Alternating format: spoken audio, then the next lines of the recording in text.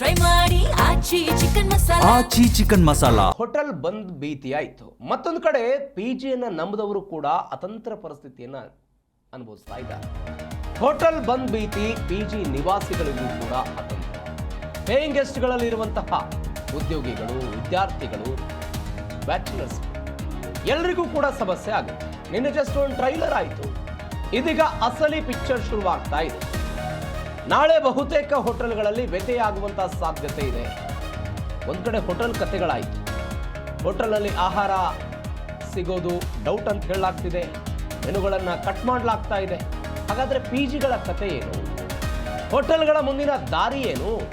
Hotel ಊಟವನ್ನು ನಂಬಿಕೊಂಡವರಂತಹ ಕತೆ ಏನು ಅನ್ನುವಂತಹ ಪ್ರಶ್ನೆ ಇದೆ.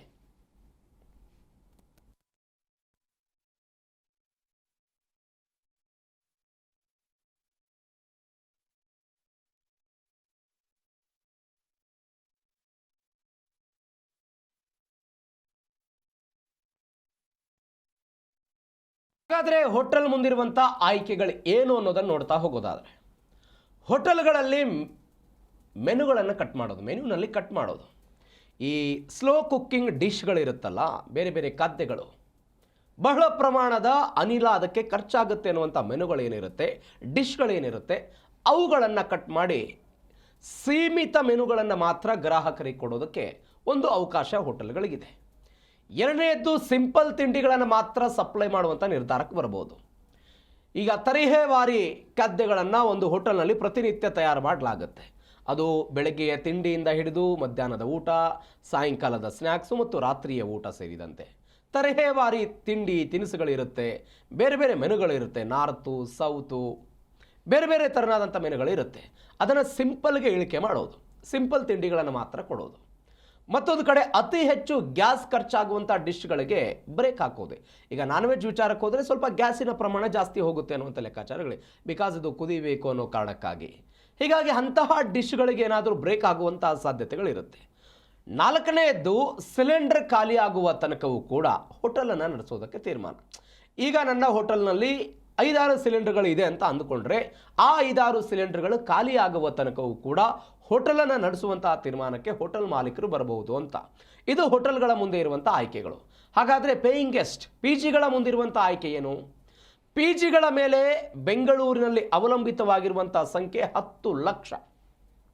ಸುಮಾರು 15,000 ಪಿಜಿಗಳು ಬೆಂಗಳೂರಲ್ಲಿ ಇದೆ ಅಂತ ಹೇಳ್ತಾರೆ. 10 ಲಕ್ಷ ಜನ ಅದರಲ್ಲಿದ್ದಾರೆ.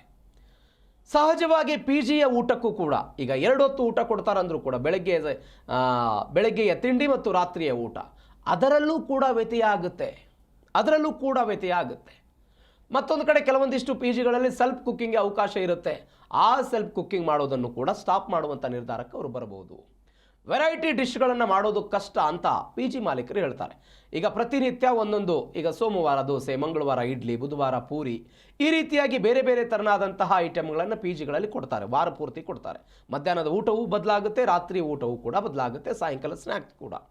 ಇದೀಗ ಹೀಗೆ ತರಹೇವಾರಿ ಡಿಶ್ಗಳನ್ನು ನೀಡುವುದರ ಬದಲು ಕೇವಲ ಒಂದು ಐಟಮ್ಗೆ ಸ್ಟಿಕ್ ಆನ್ ಆಗಿ ಈ ಐಟಮ್ಗಳನ್ನು ಮಾತ್ರ ನಾವು ಕೊಡ್ತೀವಿ, ಯಾಕಂದರೆ ನಮಗೆ ಸಿಲಿಂಡರ್ನ ಅಭಾವ ಇದೆ ಅನ್ನೋ ಕಾರಣಕ್ಕಾಗಿ ಆ ನಿರ್ಧಾರಕ್ಕೂ ಕೂಡ ಪಿ ಜಿ ಮಾಲೀಕರು ಬರಬಹುದು ಎನ್ನುವಂಥ ಲೆಕ್ಕಾಚಾರಗಳು.